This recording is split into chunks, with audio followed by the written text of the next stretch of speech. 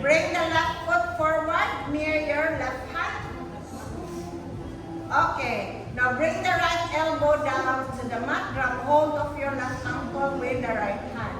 Raise your left arm up. Bend the right knee.